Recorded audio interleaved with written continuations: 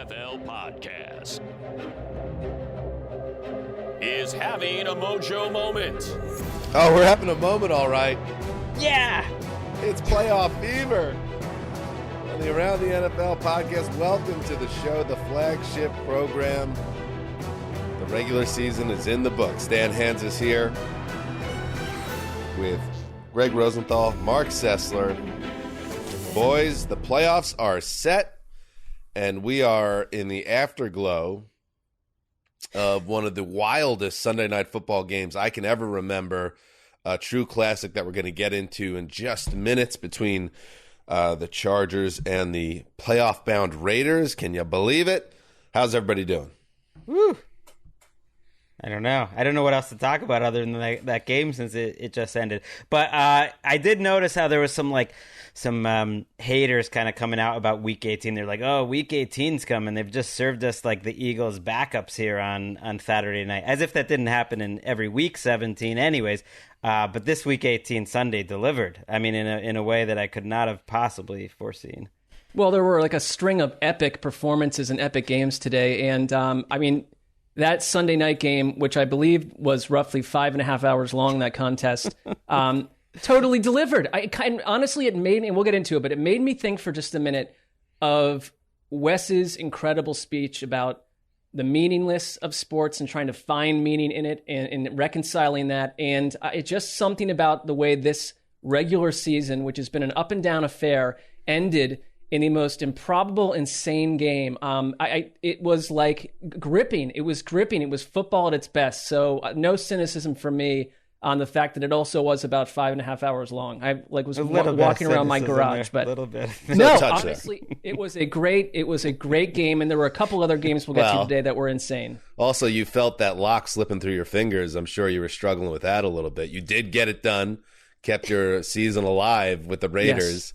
Yes. I'm sure as a 15-point fourth quarter lead disappeared, that garage, there was some walls that were in danger and some controls and some texts that we got seemed like the anger was building, but it all worked out. Well, I mean, counter to that, as you could feel the Chargers coming back and inching closer to the potential world of a tie, that would have caused utter chaos in Pittsburgh. So, there were a lot of little mini victories that were possible here, little mini victories on the front. All right, let's dig into it real quick. Saturday, it's going to be Raiders, Bengals, 4:30 Eastern on NBC. Then, we knew it was coming. It was inevitable. Patriots, Bills rematch Saturday night game on CBS. Sunday, Eagles, Bucks at 1 p.m. Eastern. And then Niners, Cowboys, 4:30 Eastern on CBS Sunday. The Steelers, who are somehow in the playoffs, they get the Chiefs on Sunday Night Football. And then first ever, unless Greg can tell me it happened in 1993, a Monday wild card playoff game. Cardinals, Rams from SoFi. Whoa, should we go to that game? All right, let's not get ahead of ourselves. How about West of us coming back? The first Saturday afternoon game is in Cincinnati. But you know what? It's not the Red Rocket starting this one. It's Joe Burrow. I was going to say. This is like Westivus for adults. Well, we've been getting a lot of Westivus type tweets, but this is not the Westivus that Wes used to talk about. No. Because Westivus wasn't the Bengals just entering the playoffs and getting ready for the game. Westivus was a celebration of their one and done that everyone saw coming, and it was always celebrated as the early kickoff game on Saturday. Now, it is still the early kickoff game, but this feels different. I think Wes would have said the same. They're heavy favorites. Hopefully they get it done. I can't believe no Colts, no Chargers. We got the Raiders and the Steelers. Let's get to it. All right, let's dig in, starting with, an instant classic from Vegas. Oh, Sunday night. 2 seconds on the clock. And Daniel Carlson is on to put a little frosting on the cake. A little 47-yarder. Jackpot, baby! Let's go to Cincinnati! Yeah, baby!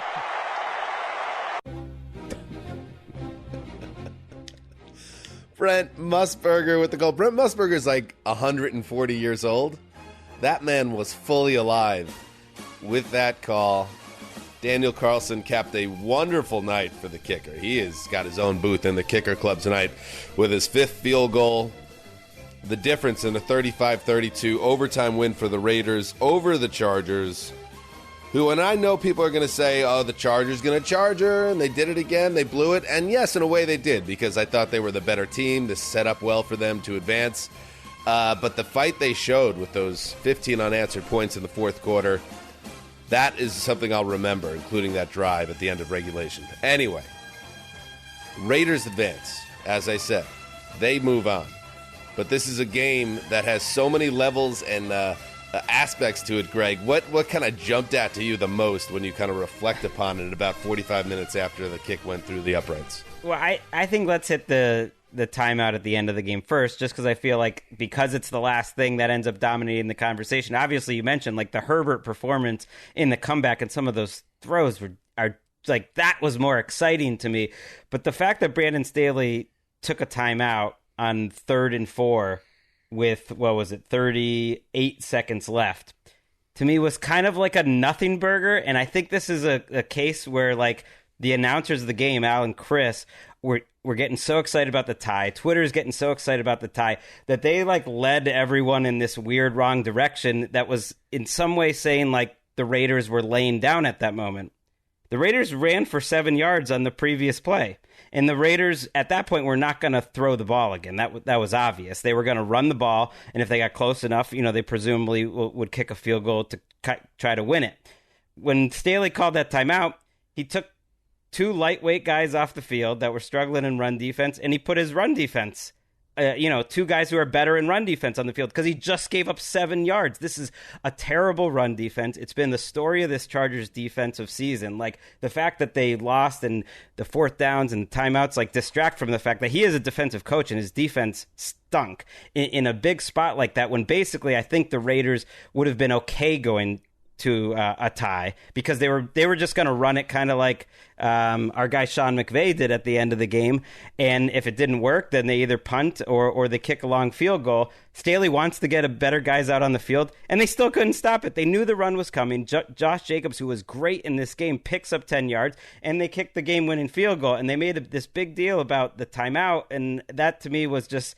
it was strange. It was like acting like the Raiders were not trying in that situation. What they were trying to do was just run the ball. And they showed on that drive like they were going to be able to do it and do it well. And this Chargers defense like let them down one final time. Well, Derek Carr said after the game that they, their intention was to win.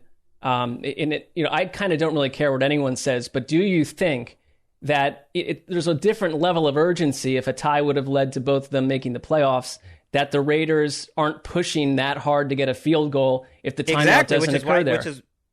But they're running the ball. What changes? Either way, they're running the ball. I think the game was different because of the tie situation, in the sense that the Raiders didn't have a huge motivation to throw there. And I guess I'm asking you this, Greg. Way. Let's say that what would have changed? Let's say that Staley does not call the timeout. Mm-hmm. The Raiders continue to run the ball. Time expires. Both teams make the playoffs. Do you think that? You don't think that would have been a possibility there? I do. I just think. They would. But what I'm saying is, they would have run the ball, and either I don't know what would have happened there. But let's say they run the same play and it gains 10 yards. Then they kick a field goal either way. The point, and Staley said it after the game, was he was just trying to stop the run to make it as long a field goal as possible. He called the timeout not like early, and the timing of it is what gives it away, that he obviously was just doing that. He didn't call it with 40 seconds left on the play clock. He called it with 4 seconds left. He wasn't trying to save time necessarily. He was just trying to stop them from running, and he looked and he saw a formation that he didn't like, and they couldn't stop the run.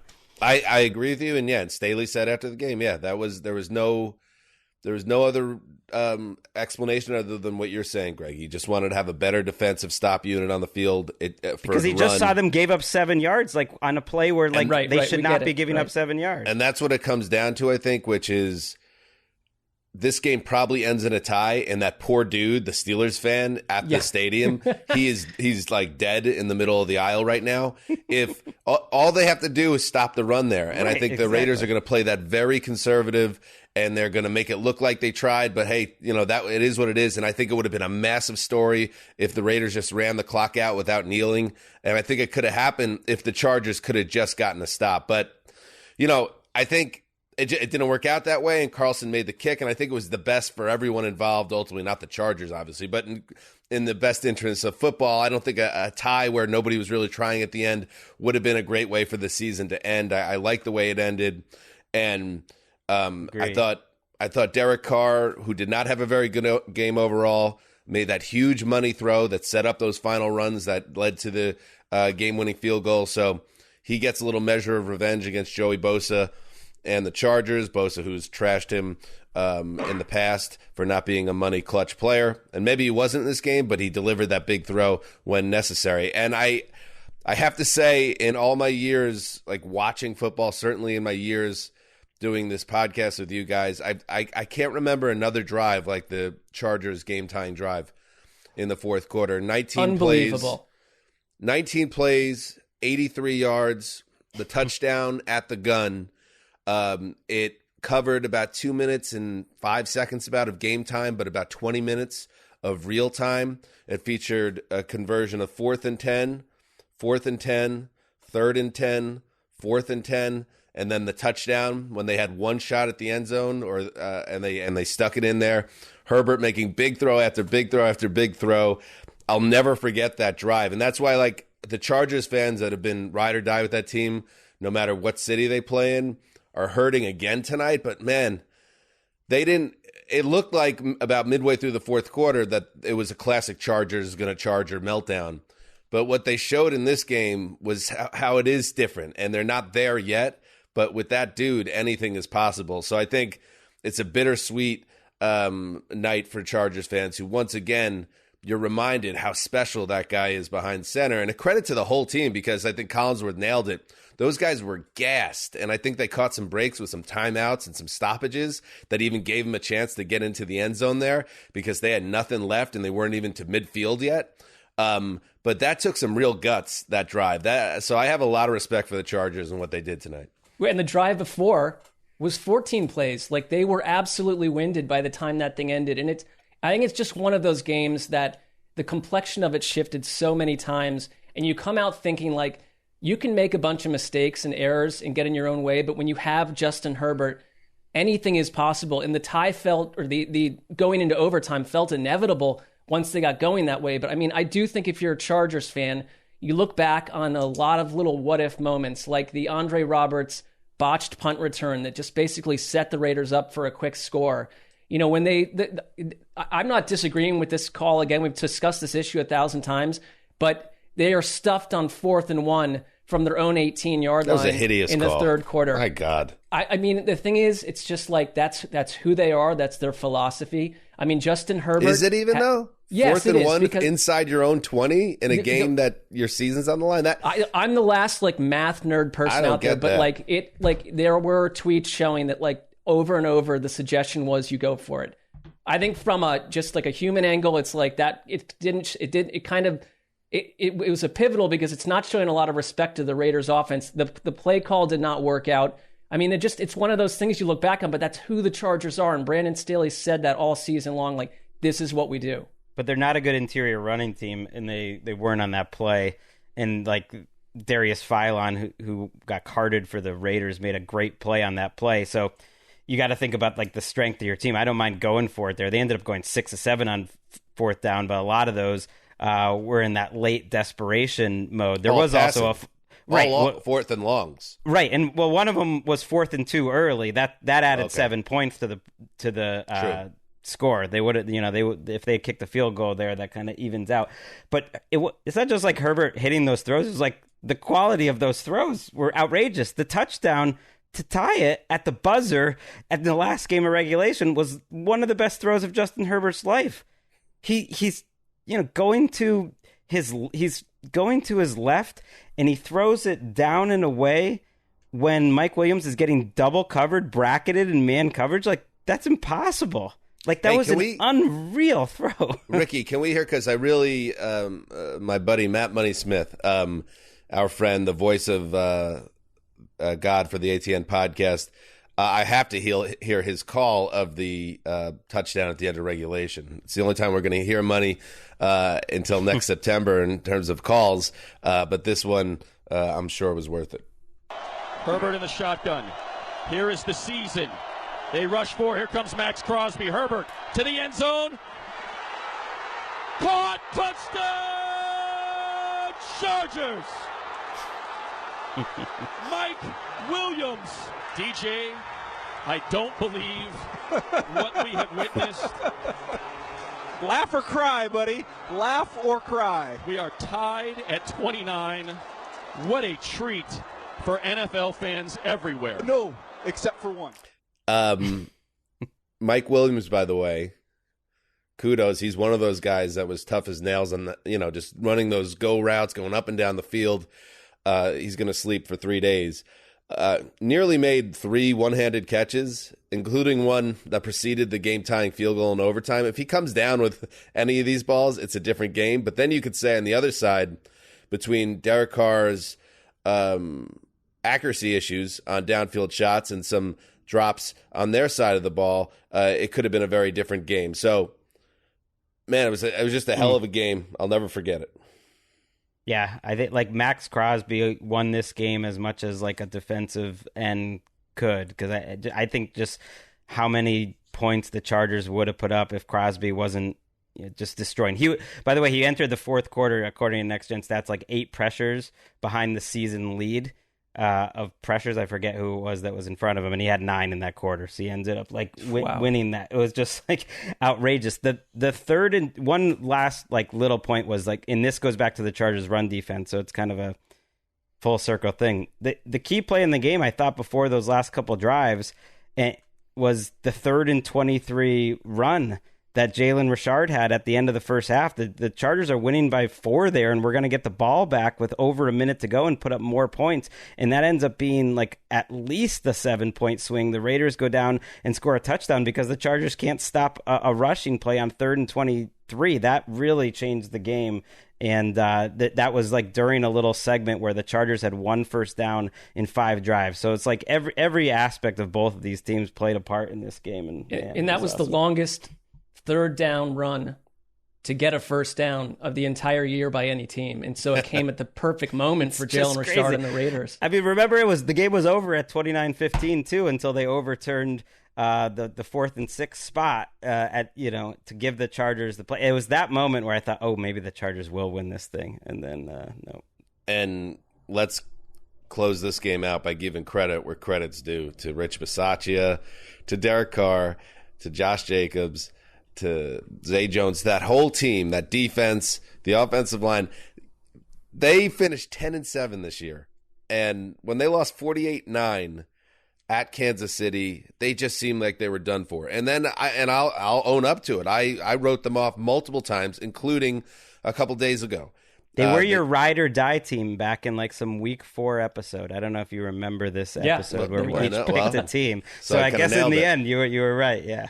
I nailed it. I like playing it this way. But like they edged by the Browns, they edged by the Broncos, they stun the Colts in Indy, and then play great football and win this game. So it's all house money now for the Raiders. And I know they're going to be a heavy underdog next week, but it doesn't matter. This, considering everything that this team went through this year, between Gruden and Ruggs, and having an interim coach just dropped in out of nowhere, to be able to go on this run in December and January, congratulations to the Raiders and those fans. And big year for Vegas football. All right. And one little thing, like I think, our overall impression of Derek Carr, the football community's overall impression, has changed as he incrementally gets hotter and hotter with each passing week. Why is he looking more attractive to me than at any previous time in his career? Wow. Oh, yeah. That's how we're buttoning up that game, I say.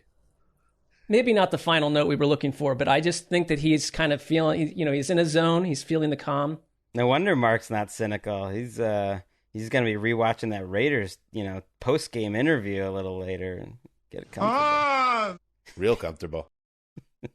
All right, let us now move on through the rest of the AFC. So we're going to hit all the AFC games, and then we're going to move to the NFC.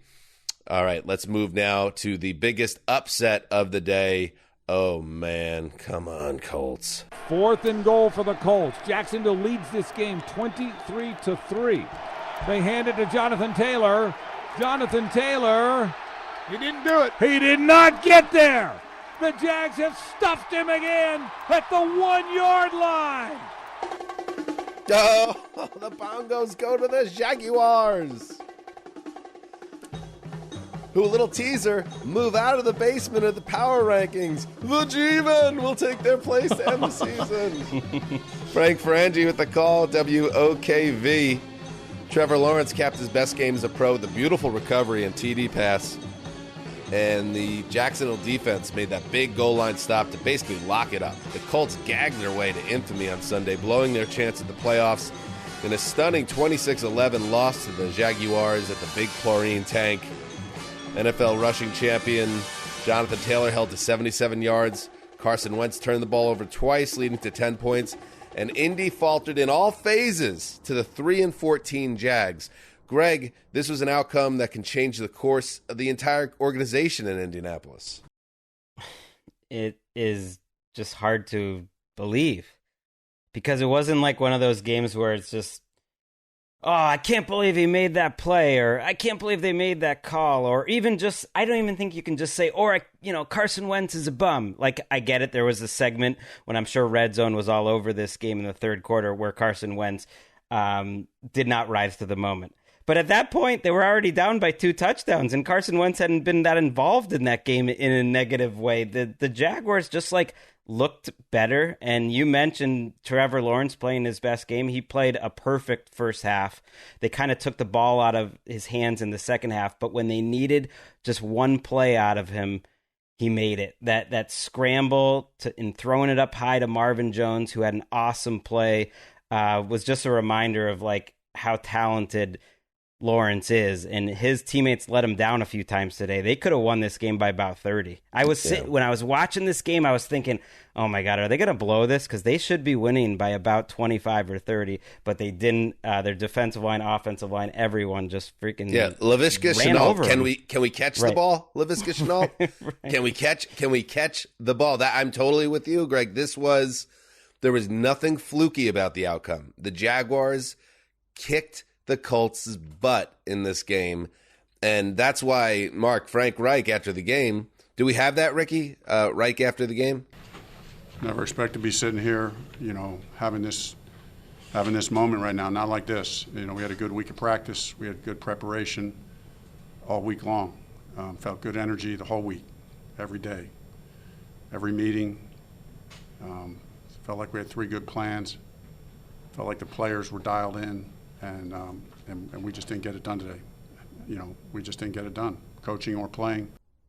I mean, Reich, Mark, he looks stunned because there's no way you could have predicted an egg at this magnitude. Yeah, I mean, I think it's a top 5 Colts loss of all time. I mean, I really do. And I mean, I know it wasn't in the playoffs per se, but it was a total collapse. And maybe there were hints of it when they fell to the Raiders the way they did, although we think a little differently about the Raiders right now. But I didn't put anything into the fact that they hadn't won in Jacksonville since 2014, but it was an utter no-show. And I think it's like when you think about the Colts in general, they had dominated in back-to-back wins over the Patriots and Cardinals. They seemed like one of the more sure things in the AFC, but it did hedge around the fact that you needed Jonathan Taylor to be operating at MVP levels. You needed Carson Wentz to keep the mistakes down. And today you got the worst version of those two scenarios. And I'm just stunned by how dominant Jacksonville was. It makes me think when they beat up the Bills that one week. But that just felt like such an aberration because the offense in Jacksonville had been so bad. But you got Trevor Lawrence's best game at the perfect moment for them, and they still come out with the number 1 overall pick. Well, yes, because the Lions the Lions upset one of the Packers keeps the Jags at number 1. So it's literally a perfect day for the Jaguars in every way. It is, and it was the offensive line for the Colts, I think, more than anything that killed them. Like, they couldn't push him in the running game. There was a couple short yardage situations they couldn't get early. You heard the 4th down call. And Eric Fisher was just getting destroyed. Sometimes the game's about matchups, and Josh Allen terrorized Eric Fisher in this first matchup where they could not get anything done throwing the ball either. And their offense was pretty bad that day too. And Josh Allen just destroyed Eric Fisher, who was coming off an injury today. And it almost just short-circuited the entire offense. Like, when that happens and it's like a Chargers game and Storm Norton getting dominated, like, Justin Herbert can overcome that somehow. When it's the Colts, like, Carson Wentz is not overcoming that. And the Colts committed the cardinal sin of any type of team in this situation late in the season when you need it, when the other team's ready to go home for the winter, you get off to a little bit of a slow start and you give the Jags a reason to start to rally around each other and start to get pumped up and get the crowd involved. And by the end of the first quarter, you knew this was going to be a game. It was almost like shades of, like I showed the boys, we got the Nintendo Classic, as I told you, which is just going off in the house right now. And they've been playing Mike Tyson's Punch-Out, that classic game. So I showed him like a clip of Mike Tyson's, all of his knockouts, and gave him on YouTube and gave him the rundown.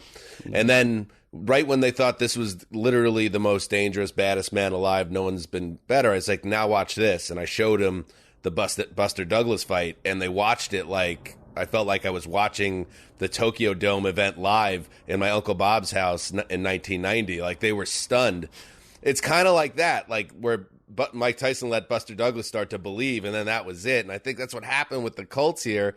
And I just don't know because Carson Wentz, obviously, it washes away everything this season. It really does. It's that devastating. And it really, anybody that doubted Carson Wentz now says, see, I was right all along. And you kind of were. But I think it's very important what you pointed out, Greg, which is Carson Wentz didn't step up in this game, but neither did anybody else on the team. Not the offensive line, not the playmakers, not even the defense with Darius Leonard, who had a huge personal foul late in the game. It just was like this weird, everyone falls off. And then it's like, who does that go back to? Frank Reich has to take heat too. This team was not ready, and we saw it.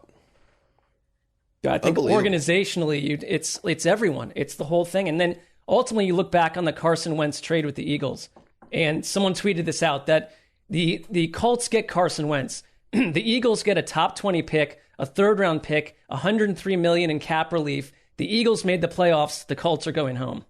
Right. I mean, Wentz is under contract for a couple of years. I just don't think he's going anywhere. And, of course, I guess it shouldn't need to be said, I don't think Frank Reich or Chris Ballard are going anywhere. So I don't think it's like something that changes their organization necessarily. It's just like an ultimate wet fart how this season ended. And the thing with Wentz is, yeah, he wasn't the reason they fell behind. Like, Trevor Lawrence was great on third downs in the first drive. It really set the tone. Like, he made great plays to keep that drive going. They had a long touchdown drive. But when they're trailing by 2 touchdowns in the third quarter, and that was like the moment you needed a franchise quarterback. He had one of his worst quarters of the year. Like, he just started short circuiting and had that quarter, and it was just like, and he had the look. This is our quarterback here that we need right now. And it was just, yeah. As it's becoming the biggest story in the NFL, and everyone's eyes are on the games, and CBS wisely is cutting repeatedly to the sideline, and you see Wentz, and it's like, that does not look like a leader of men that's about to save the day. And he wasn't. So it wasn't all on him, but he certainly played a big role in their collapse, losing back-to-back games, missing the playoffs entirely. And like we talked about at the top of the show, you needed this. This changed everything. This pumped life into Week 18. That's true. We needed either Jacksonville or Houston to do something crazy. Jacksonville did it, and it opened a door for the Pittsburgh Steelers. Let's take a break, and then we'll hit that game. All right, here it is. In overtime to try to win it. A 36-yard effort for the Magic of Buzz. The ball is down. The kick is on its way. That kick is up. That kick is good. And the Pittsburgh Steelers have defeated the Baltimore Ravens, and the Steelers are headed for playoff land.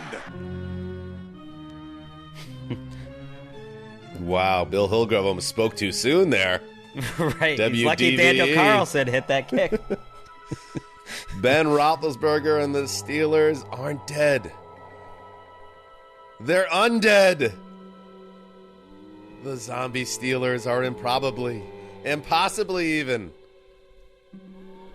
alive after a 16-13 win over the Ravens in Baltimore. That win, combined with the Colts' stunning loss to the Jags, and the game on Sunday night not ending in a tie, allows the Roethlisberger-led Steelers to enter the playoffs for I meant to look this up. I'm going to say 100th time in his Hall of Fame career. It's probably closer to 10, 12? Yes, it's probably closer to 10. Greg, the stats research department is on it, buddy. All right, thanks, buddy. Greg, the rest of the AFC had a month to deliver the headshot to kill the Walking Dead out of Western Pennsylvania. They could not do it. I think this is the 14th playoff trip. Might be 13 if I counted wrong there.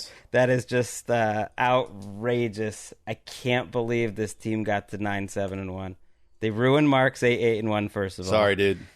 No, guess what? It's not going to happen now until 2046. So sorry to everyone. They ruined that. This was just such a 2021 season Steelers game. Ben could have thrown 4 interceptions. He was rough, but Tyler Huntley made the mistake, especially in the red zone, late in that game when they're up 4 to throw that interception to Andrews, mistake. Where he just forced it in a field goal there. Really felt like it's probably going to be enough. It was brutal, and man, it was. I'm impressed. TJ Watt not only sets the sack record, he does it in a huge spot, like in a 2nd and goal situation where you end up stopping the Ravens from scoring a touchdown. Like that's the way you want to do it. He tied the record with Michael Strahan now, so that is now they're together in the record books. He had a sack immediately as the game began on a strip sack, and then they changed it and just ruled it a forced fumble.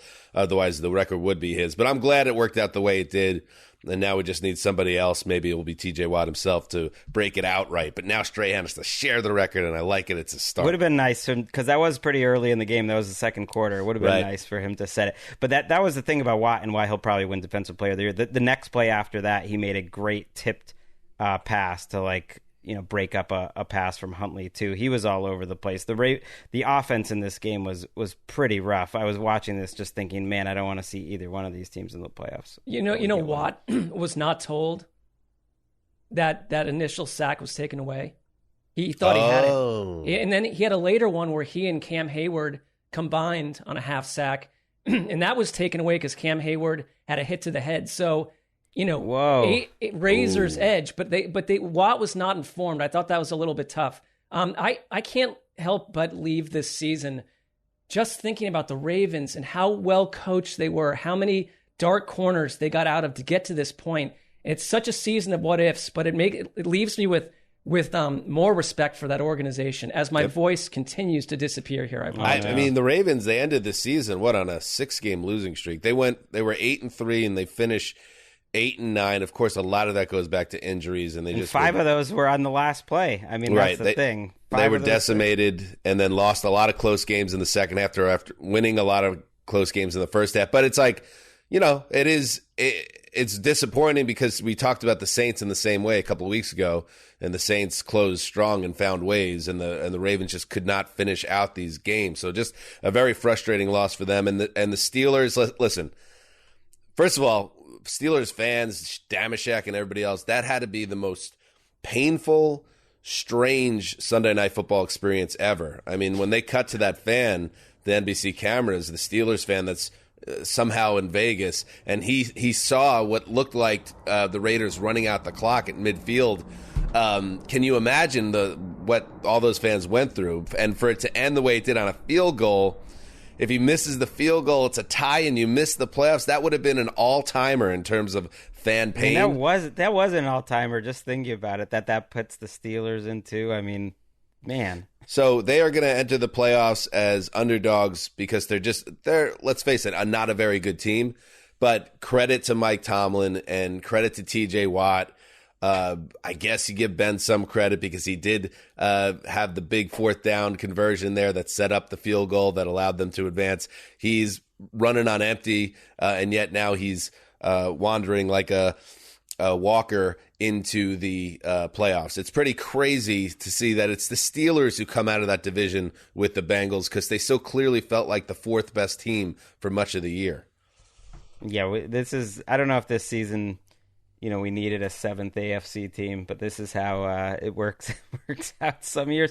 Credit to Marquise Brown, too, for dropping that touchdown in the end zone late in the game. It was right in his breadbasket. That probably would have won the game there. Talk about it. He's almost like the embodiment of the Ravens season, starting so well and promising and cratering in the end. So, tough year for the Ravens. They'll be back with Lamar Jackson, assuming his ankle's better by week 1 next September. I don't know. That was a weird injury, the way it all played out. But the Steelers move on. Who do the Steelers have again? They got the Chiefs. The Chiefs. Who obliterated them a couple weeks ago. Now, these things have a way of surprising you, but just the way it all shook out, I feel like we got the most lopsided or least interesting matchups possible. But maybe Raiders, Bengals, Steelers, Chiefs, Eagles, Bucks, maybe those will surprise me. Come on. Do I have to watch the game on Nickelodeon, the Cowboy game, the Niner Cowboy game? Just give me a heads up. Yes, I don't have to. I'm making you. Troy and Joe will have that. All right, good. Just want to double check. I mean, it's great for the kids, and Nate does a great job with it and everything, but just wanted to make sure I wasn't getting banged as an adult in a big spot there. All right, so the Steelers advance. One more week of the Ben retirement tour. One more week of stories about Big Ben. The zombie Steelers live on. I cannot believe it. What was that, Ben? Wow, he even laughs like a zombie. Let's not assume one more week. I don't want to jinx that and suddenly have it be 2, 3, or 4. That's a fair point. All right, so the Colts could not take care of business against an AFC South also ran. The Titans also had a chance to win in a layup, or so we thought. That turned out to be a challenge as well. Tannehill looks left, comes back to the middle, fires. Julio Jones, touchdown! Titans, finally! Julio for 6. Mike Keith with the call, WGFX. The Titans clinched the top spot in the AFC for the first time in 14 years, beating the Texans 28-25. Behind Ryan Tannehill's career-high tying 4 touchdown passes. That was the 12th win of the year for the Titans. They locked up their second straight AFC South title last week, and they have the number 1 seed in the AFC for the 3rd time since leaving Houston in '97. First time since 2008. Talked about that on Thursday. They were one and done, so they're looking to change that up this year. They also get the first round bye, of course. Mark, this one looked like a laugher at halftime, but Houston and Davis Mills made Tennessee earn it in the end. Yeah, this grew fishy for Tennessee. I mean, they had a 21-0 lead at half. They had outgained the Texans 268 yards to 67. It looked like Houston was simply not going to be able to operate on any level.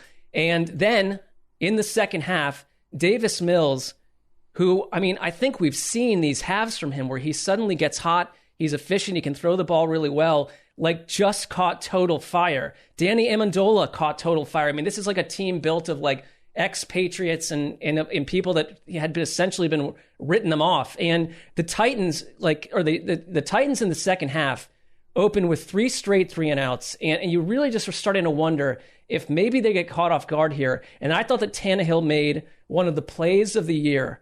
And it was essentially a 3rd and 5 where they were just searching for life. And he got whacked by this guy, Jacob Martin. It looked like he was going to go down. He escapes the sack and completed a 36-yard pass to Nick Westbrook-Akina, which helped set up the touchdown, their only score of the second half, and it was just enough to escape. So they did what they needed to do. It grew a little too close for comfort, but they are your number 1 seed. It was a very Titans win. That play was awesome, by the way. I thought it was just, it showed me everything about Tannehill, too. At that point of the game, the Texans they punted could away. Take over.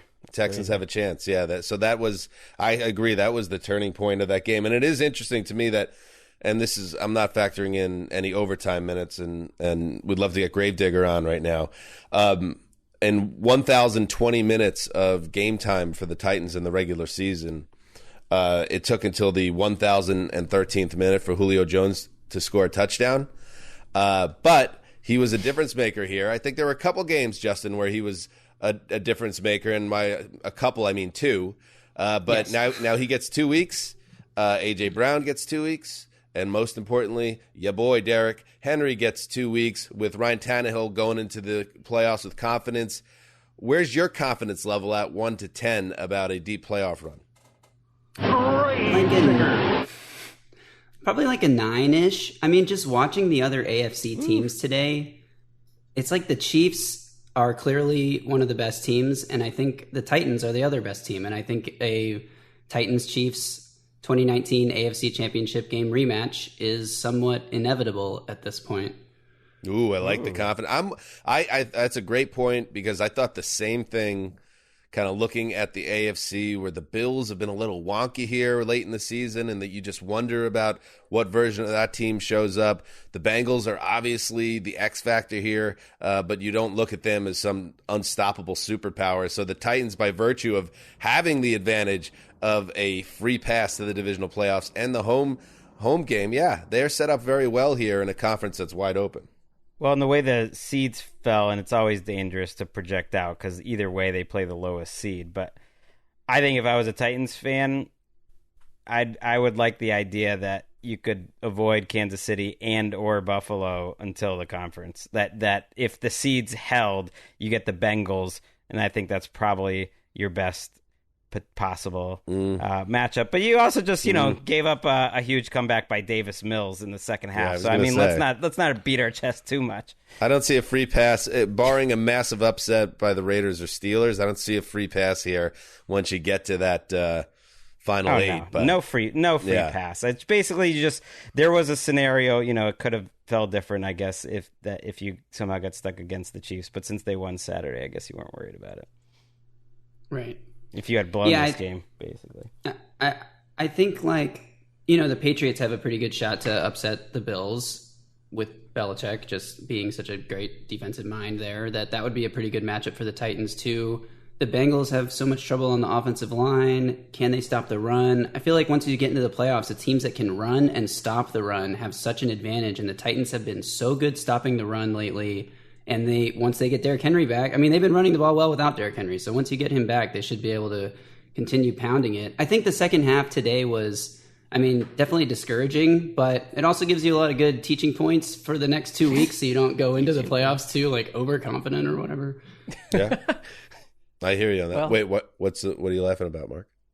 I mean, it concerned me a little bit what happened in the second half, but I'm with Gravedigger that they are who they are. They've been really resilient, and there's no team in the league that would be helped more heading into the playoffs with a week off to get healthier.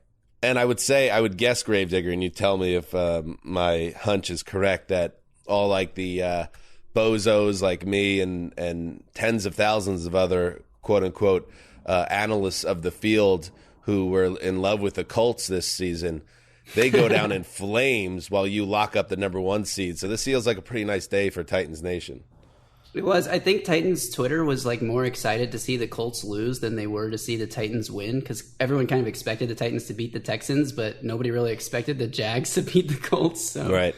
It's been months of people, telling you, Titans man, that the Colts are actually the better team here, and it's there is an aura of disrespect. I think that fan base. You've won 12 games. You're the number 1 seed. Are you better than the Chiefs? I don't know. It's funny, this is going to sound like still trying to fight a battle that's already lost now, but 2 weeks ago, that absolutely made sense. And it wasn't, I don't know what happened to the Colts, but I will tell you one thing I did do. I dipped into the Colts subreddit just to see what was going on. Whoa. Not pleasant. So I'm sure the Titans, maybe a Titans fan did the same thing, but you don't interact in that situation. You don't dare get into the commentary and rub in or anything. But if you want to check it out, lurk. I sometimes like to lurk for teams that I dislike or teams that are going through something very painful, and I thought that was interesting. Irsay's definitely in there, like with a bunch of fake accounts. Yeah, the Colts have 7 Pro Bowlers and didn't make the playoffs. That's crazy. Very crazy. And the Titans are a team that says, "Hey, we've been overlooked. Now's our time." So the stage is set. Good job for you by you, Gravedigger. I'm sure the metrics are rolling in over on the Titans Film Room podcast. Nailed it. Nice. You got one coming up? You got one coming up tonight or what? Tomorrow. We'll record tomorrow. Let's just get it up early, okay? Let's take advantage of the fan excitement, you know? You're right. Yeah. We will. All right, good stuff. All right, there you go. The Titans take care of business. Let's now move. And by the way, good for Davis Mills. He's fun to watch, huh? I don't know what happens next in his career, but nice little ball player. I noticed quickly on the Texans that they're considering moving on from David Culley, according to our NFL Network guys, and they sort of hinted that if they were moving on from David Culley, it would indicate that they're like confident in getting the specific person that they want, and it's Nick Caserio. So you could try to guess. Josh McDaniels would be a logical one. Bill O'Brien, O'Brien and Caserio have links. He was like in McDaniels' wedding, but I don't know. You never know. But it sounds like that the bag job is in here, that they have someone that they want to hire. Which I remember like banging the drum about that in August. It always felt like Culley was set up to just be the patsy here. But to his credit, he didn't let the Texans become a laughingstock. They really did battle once they got their feet on the ground in about October or so. All right. Bad juju if they fire Culley. I get it. That feels but unjust also, to me. I mean, he's really done a nice job for them. Right. The contracts put in for the worst coaches position are of any guaranteed. coach. Unlike, I mean, it still would be a bad job and terrible. But unlike the players, the contracts are guaranteed. So he got a 5-year contract, which is wait a second. Kind of See, surprising. now I'm confused. So, and I know it's maybe standard for these guys to get 5 years or something close to it. But if you gave him a 5-year deal, and then he took that roster of nobodies and made them competitive week after week and made them get better as the season got along, and then you fire him, it's almost like the Texans don't have a clear plan what they want to do with their organization. That's just like a theory that is percolating in my brain, that they might not know what the hell they're doing. I think you're connecting some dots there in a wise way. All right, let's move to back to Saturday, where the Chiefs were looking to give themselves a chance to take that number 1 seed. It didn't work out, of course, but they did their part just barely. Lock is... No, the ball's out! The ball is out and picked up by the Chiefs! Taking off is Melvin Ingram! They're chasing Ingram. He's at midfield. No, it's Dorian. It's at Nick Bolton. Nick Bolton at the 20. 10, 5, touchdown! Kansas City on a defensive score. Melvin Ingram knocked the ball out from Melvin Gordon III, and it was picked up by Nick Bolton, the rookie linebacker. Mitch Holtis with the call, WDAF. What a dramatic play. And I've been mixing up Melvin Gordon and Melvin Ingram on the show for about 5 years now. They finally met up in a dramatic moment, and it did not work out well for the running back, Melvin, at all. On a day when the offense was held in check, it was once again the Chiefs' defense that stepped up for the AFC West champs. Melvin Ingram forced the Melvin Gordon fumble. Nick Bolton scooped it up, took it to the house. Game-swinging play, 28-24 win for Kansas City. As I said, at the time, it moved the Chiefs into the number 1 spot in the AFC. Titans took care of business Sunday, took it back. So the Chiefs, the number 2 seed, and they get a nice matchup there, as we've said, against the Steelers on Sunday night. Now, Mark, news out of Denver after the game. It was reported the next morning that the Vic Fangio is out after 3 years without a playoff trip. And the Broncos, it seems, Mark, are trapped in a time loop right now, and they are looking for a coach. Yeah, and I think it's, for whoever is interested in that job and becomes an interview candidate, like, there are major questions around the quarterback situation. I mean, in another world, maybe Las Vegas opens up too. You've got a quarterback there, and like Denver has a huge problem to solve on that front. I don't know. Vic Fangio to me, it's just the latest example of like, I'd love to have him as a coordinator, but these teams that are built around like an impenetrable defense and not much else on offense are just seem doomed to me. That said, I mean, like the Chiefs, they ran for like 191 yards on the Chiefs. That's the second time that's happened to Kansas City in a couple weeks now.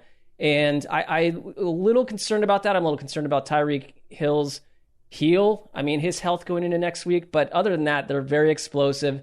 And I think we're looking at a Chiefs team that's going to be very, very tough a very tough out. Yeah, they are, and yet this was a bummer of a week. I think they had a really bad week because Hill got hurt in warm-ups. Him and Kelsey haven't done anything the last 2 weeks combined. Kind of had the ball forced to them. Damian Williams, who's been really good, was banged up in this game. Edwards-Helaire is out right now. And their cornerbacks are just playing like this man. I guess they've been playing man coverage and being that aggressive all season, but they've gotten roasted in the last 2 games. The only reason it didn't come back to haunt them in this one is Drew Lock just, couldn't connect on a lot of these passes, and the Broncos couldn't quite make them pay. But I think that could be a problem in some playoff matchups. And offensively, it was the story of their season basically wrapped into one game. The Chiefs only had 7 drives in this game, essentially. They averaged 10 plays a drive in those. It's outrageous. They averaged 10 plays a drive. And so it's not like the Broncos were stopping them, but it was just like endless 7-yard throws from Mahomes. So he had to throw a lot of passes to get to where he was at, and they ended up needing a defensive score to get it done. Listen, the Chiefs win 12 games. They win their division. They very nearly get the number 1 seed. So on some level, they did what we expected the Chiefs to do. But I've never, in the Mahomes era, felt that they're as vulnerable as they are this year, just because, Patrick Mahomes averaging 6 yards per attempt is something that's happened too often this season. And yeah, I think the injury to Tyreek Hill is major, and it really puts a lot of pressure on guys like Mecole Hardman and Byron Pringle and Travis Kelce to step up and be special. So while I think, they're set up to, get through the first round, certainly I think they'll take care of business there. After that, I see it as being pretty much a crapshoot, in the AFC, because the Chiefs they've shown us too many times this year that they are capable of being very, very human and vulnerable on any given week. Would it be a shock, though, if they went on like a 3-game tear? I mean, I'm with you. Like, they've just not been the old Chiefs in various ways all year. But, I mean, what if suddenly Patrick I wouldn't put it past Mahomes... them. I mean, they went to the Super Bowl the last 2 years and won the first time. So, yeah. But at the same time, like, that would also be maybe a break from who they've been for most of the season. Right. I thought Mahomes had played his best 3 games of the year in terms of a stretch in a row leading into this game. And he played well. He played fine in this game. It wasn't really on him. It was more the offense around him. They did have a great Sunday, though. Getting the Steelers instead of the Chargers, to me, if you're a Chiefs fan, that is a pretty big difference. I mean, for us, too. Right. Mahomes said after this game, we're still looking for that complete game.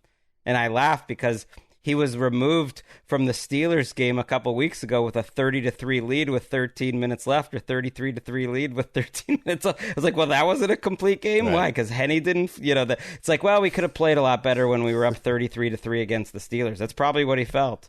It's also the middle of January. It's like you're still looking for the best version of your team. It might not be showing up. It may have already happened.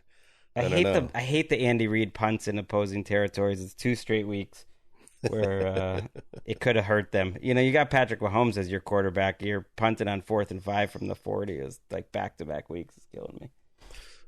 And I think with the Broncos, as they begin their head coaching search, it just feels like you could hire whoever, but until they figure out this quarterback situation, we'll see what happens this offseason. Well, ownership is a problem. Like, it's the biggest question, I think, for any coach or anything going on. I mean, ownership right now it's a legal fight. It's unclear who the owner will be for the next coach, but it's pretty clear that the current owner will not be the owner for very long for this new coach, assuming a new coach gets hired. So that to me is very problematic. That's very hazardous. Like everything you hear about where to go for a job, like that's all a bunch of red flags right there. Right. Like how attractive is this Broncos job? They don't have a big time quarterback in place. They don't have stability at ownership. Like they're not going to be able to get a top candidate. It makes me wonder if they would have knocked off the Chiefs here, whether the Broncos would have thought about keeping Vic around, knowing that as well, because they're not naive to the fact that this is going to present a challenge for them. But they didn't get the job done. It's a story of the Broncos in the Fangio era. Good defense, offense, making big mistakes and killing them. And I'll do it the last time, maybe, on this show, with Vic now out the door, no longer in the big chair. Moment of silence for Vic, followed by this.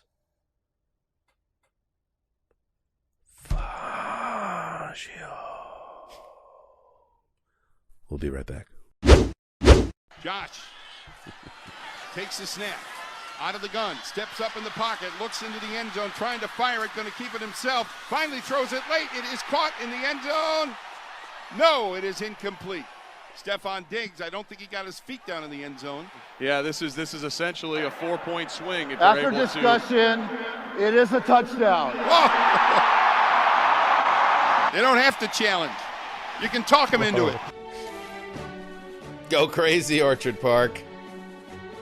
Let's go, Buffalo. 27-10 over the Jets. In a game where the offense, once again for Buffalo, had you scratching your head a little bit. Never really came together against the Jets, who entered the game with the 32nd ranked defense in the league. But it didn't really matter because the Bills' defense absolutely destroyed the Jets' offense, holding them to, wait for it, 55 yards total. The lowest total in the history of the New York Jets. 55 yards of offense. They somehow got 10 points off 55 yards. There was a fourth down completion from Zach Wilson to Keenan Cole that went for 40 yards for a touchdown, but that was about it. The Bills, so not very impressive by a long shot on offense, but against a team like the Jets, you didn't need to be perfect. But that's two straight, Mark. That's two straight games going into the playoffs where, yes, you got the W's against the Falcons and the Jets, but the Bills' attack wasn't in gear. Will they be able to flip the switch against better competition? Well, I don't seem to have the same faith in Buffalo that you guys do, and so I view them as a team that's going to get picked off in the AFC after maybe winning a game. But I mean, I feel like every time I looked up, Zach Wilson was getting absolutely pummeled. He was sacked 9 times. They were 1 for 14 on third downs. And my one, this isn't a Jets conversation so much, but that lack of consistency on what they've been on offense is concerning. I mean, Buffalo, I think, just played a discombobulated attack today, if anything. Well, the Jets' offense has been, better the last couple of weeks, certainly last week. So to hold the Jets to 53 yards, the lowest in franchise history, I mean, they get some credit for that. It's like no one else has done that to them. That is outrageous. The New York Jets have played a lot of football games. To have this be the lowest amount in the history is there was outrageous. A guy, the Jets, and it didn't help that the Jets were missing all their wide receivers mostly. By the end of the game, there was this guy named Tariq Black on the field. And, man, I'm a pretty big Jets fan. Like, I know this roster. I have no idea who that guy is. And he actually made a catch, and it was his first career catch, and that was good for him. But, they missed between the Elijah Moore, between Jamison Crowder, between Keenan Cole, the Tennessee wide receiver. It's late. Corey Davis. They were on their third left tackle. They were definitely shorthanded. They were missing so many guys. So none of this was very predictable. Zach Wilson did end the year without an interception in his last 5 games. Go build around the kid. Now, the Bills, good news also for the second straight week, 170 yards rushing. So that helps as well. Obviously, Devin Singletary showed some signs of life late in the season. So the running game is in a good place for them. Josh Allen in the passing game, very up and down, 45 attempts against the Jets. Again, 32nd ranked in the league, worst defense in the league statistically, and he averaged a touch over 5 yards per attempt. So they got to clean it up. It wasn't very good weather there, very windy, icy day, so you got to factor that in as well. But take care of business game, but also I look at the Bills and I'm like, are you going into the playoffs in a good place? I'm not sure. I'm not sure. Right, but I think, and we'll have all week to talk about it. I know it's getting late because Emika's coming into the room now. We're taping in the bedrooms. I think she's ready to go to bed. I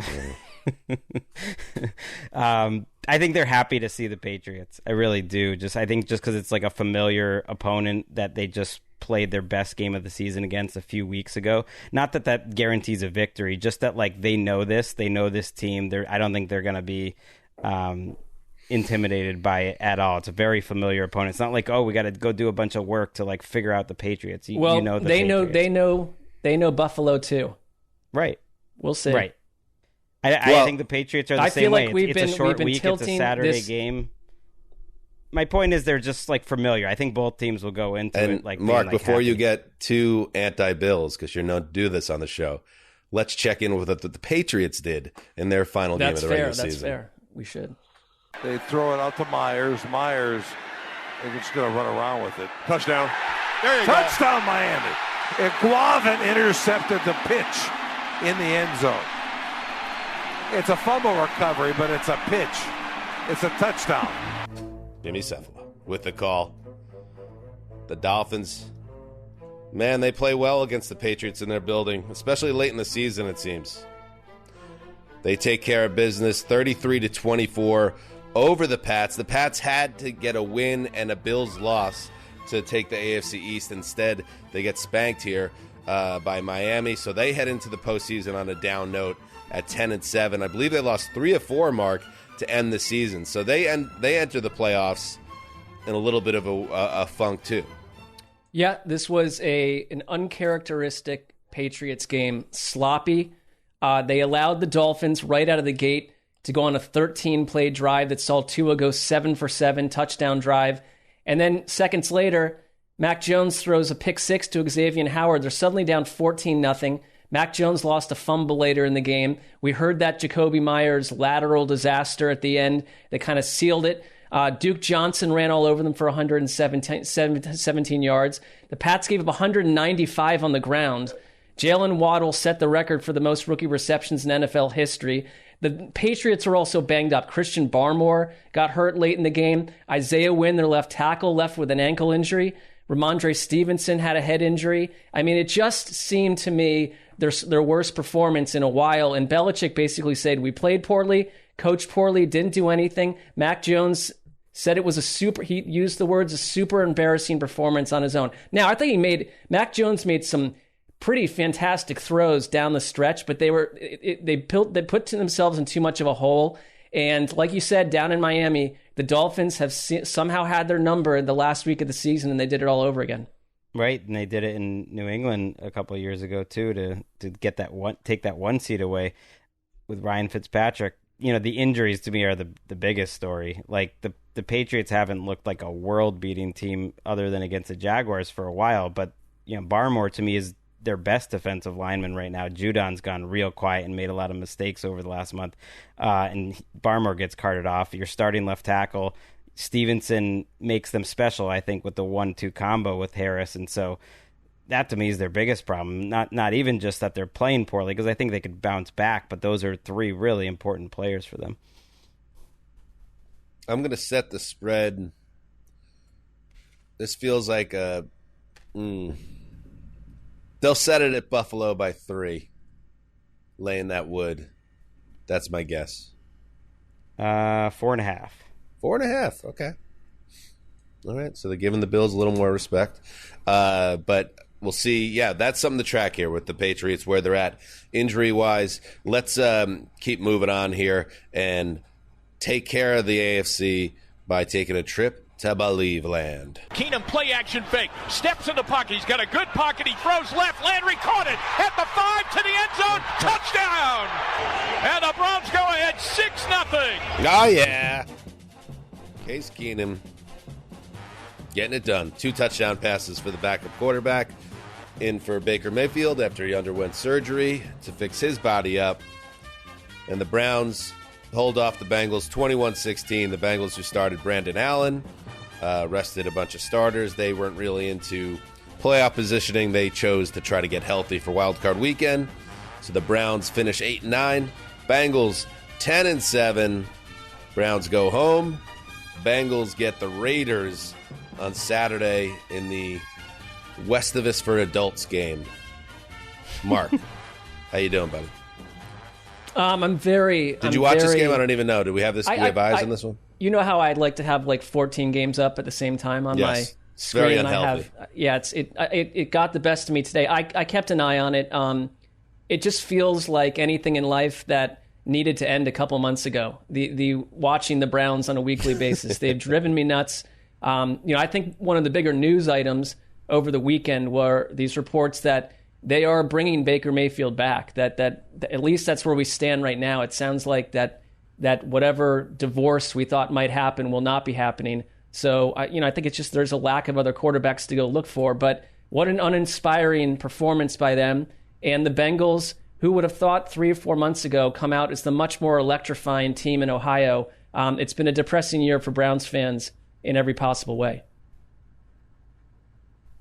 And we'll see about that Baker report. I wonder if it's a done deal or that's just like the starting point in this story, and the Browns kick the tires. It could change. It could change. I think this January thing, it's always couched. It says they plan to move forward. Well, you got to put it out there like that right now because they probably do not like the idea of what's happened in the last week, which is that like there's a good chance that he's going to be traded. That hurts their leverage. They have to start it at the point where, of course, we're okay keeping him, or they're already like starting any trade talks at a disadvantage.